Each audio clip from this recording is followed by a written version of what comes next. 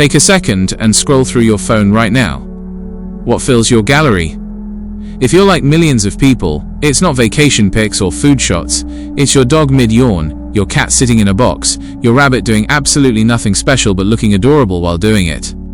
We've got dog prams on city streets, birthday cakes shaped like bones, people who look you dead in the eye and say, "Kids? No thanks.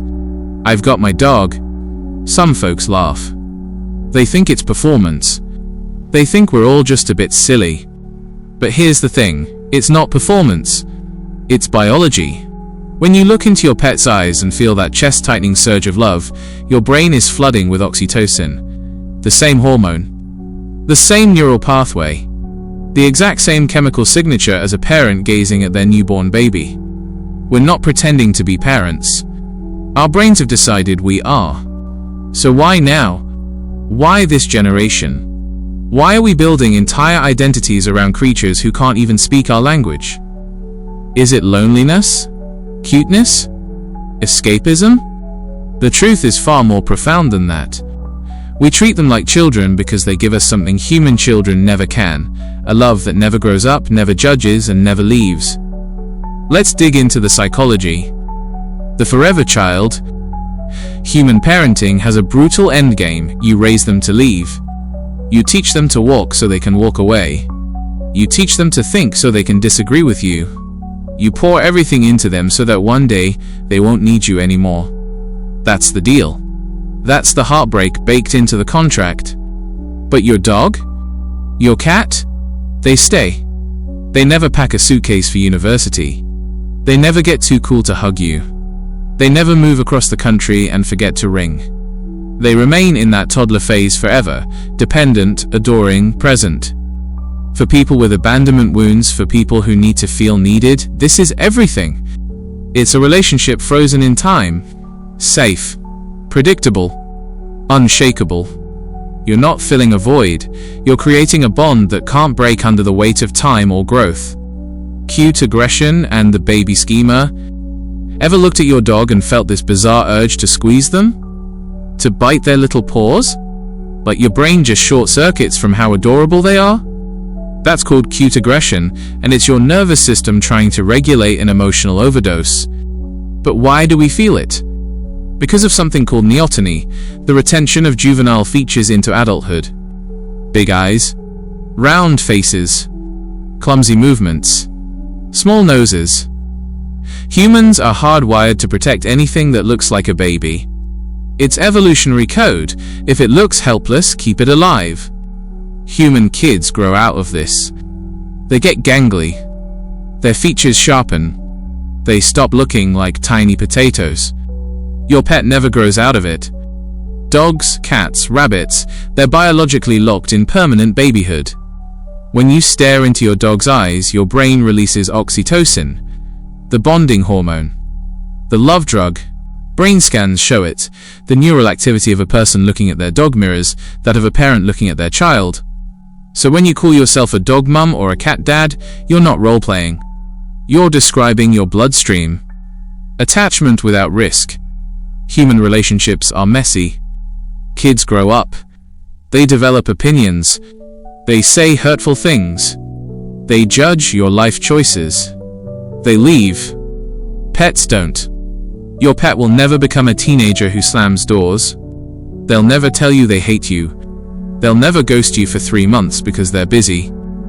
Psychologically, the fur baby offers secure attachment without the threat of rejection. If you've experienced abandonment, betrayal, or emotional neglect, the pet becomes an antidote. It's a relationship stuck in the honeymoon phase of parenting, all the nurturing, none of the separation anxiety.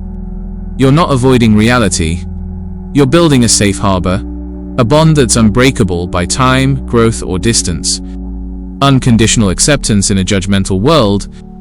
Here's what your pet doesn't care about: your job title, your body, your bank balance, whether you said the wrong thing at dinner. If you cry today for no reason, when you walk through that door, you're not being assessed. You're being celebrated. For people with anxiety, depression, or chronic stress, this is massive. You don't have to perform. You don't have to explain. You don't have to be on. They want you exactly as you are, tired, messy, human. Maybe you grew up feeling judged.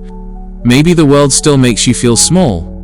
But to your dog, you're everything. This is why we spoil them, why we cook them fresh meals and let them sleep in our beds. We're not being ridiculous, we're rewarding them for making us feel safe. We're giving them the best life we can because they've given us the only place in the world where we don't have to try so hard to be enough. Who you really are. Society loves to paint pet parents as broken. The crazy cat lady. The couple who couldn't have kids. The lonely millennial with emotional issues. That's lazy psychology. The truth? People who treat pets like children are often high-capacity nurturers. You've got caregiving energy to spare. You're the friend who checks everyone got home safe, who remembers birthdays, who worries. And in 2025, this makes even more sense. The world is expensive. Housing is unaffordable. Traditional milestones, marriage, kids, home ownership, feel unreachable for many. But the nurturing instinct doesn't disappear just because life got harder. It still needs somewhere to go. So the pet becomes the outlet. Not a replacement in a sad way, an alternative in a meaningful way. They let you have a family without financial ruin. They let you be a caregiver without sacrificing your entire identity. This is you claiming your role as a nurturer. You're saying, I have love to give, and I'm giving it to the being who values it most. That's not pathetic. That's powerful. The control factor. Let's talk about the shadow side for a second. Raising a human is chaotic. You can do everything right and things still go sideways. They make their own choices. They surprise you. They hurt you. With a pet, you have control. You choose what they eat, where they go, who they interact with. For people whose lives feel out of control, chaotic jobs, unstable relationships, global uncertainty, raising a pet becomes a coping mechanism. You see this in the obsessive types, the ones with spreadsheets for feeding schedules, the ones who research ingredients like they're preparing for a PhD. They're channeling anxiety into care. It feels good to master a small world, to know that you can keep this one precious thing happy and healthy, even when everything else is falling apart. It's not unhealthy unless it tips into control that harms the animal. But for most, it's just order in the chaos. Which type of pet parent are you? The guardian, the anxious protector. You don't trust dog walkers. You've got cameras watching them while you're at work. If they sneeze, you spiral. Psychology says you're high empathy, high anxiety. Your pet is your external heart. When they're safe, you're safe. When they're vulnerable, you feel exposed. You're fiercely protective, vigilant, all-consuming in your love. The soulmate, the deep bonder. You don't just care for them, you talk to them. You feel like they understand. You'd rather stay in on a Friday with your dog than go out with humans. Psychology says you crave deep emotional intimacy. Humans exhaust you. Your pet lets you take the mask off. You're likely introverted, reflective. You value quiet, authentic connection over surface-level noise. The redeemer, the healer. You rescued them. They were broken, scared, sick, and you fixed them. Psychology says you're a restorer. By saving them, you're healing yourself. Every act of kindness you show them proves the world can be good. You treat them like a child because you're giving them the safety you wish you'd had. This is projection at its most noble. Healing your inner child through them. Here's the deepest truth. When you talk to your dog in that soft, silly voice, who's a good boy? You are. Yes, you are. Ask yourself, is that how your parents talk to you? If the answer is no, then you're doing something called reparenting. You're giving this creature the love, patience, and safety you didn't get. Every toy you buy them heals the kid in you who didn't get enough. Every time you hold them during a thunderstorm, you're comforting the part of yourself that was left alone in the dark. You're proving you can be the parent you needed. You're breaking cycles. You're putting more love into the world than you took out. That's why it stings when people mock pet parents. They don't see it's not just about the animal. It's about becoming the safe person you wish you'd had. Grief that society doesn't respect. Because we love them like children, we grieve them like children. And that's where it gets cruel. When a pet parent loses their baby, society says, it was just a dog. But your brain doesn't agree. Your brain has lost its primary source of oxytocin. Its daily routine. The being that depended on you for everything. This is called disenfranchised grief, pain that society refuses to validate. And that makes it even harder to heal.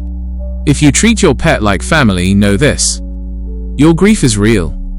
Your pain is valid. You've lost a family member. The only witness to your private life. The silence in your home is deafening because the heartbeat that filled it is gone. Mourn them. Honor them. Don't let anyone rush you.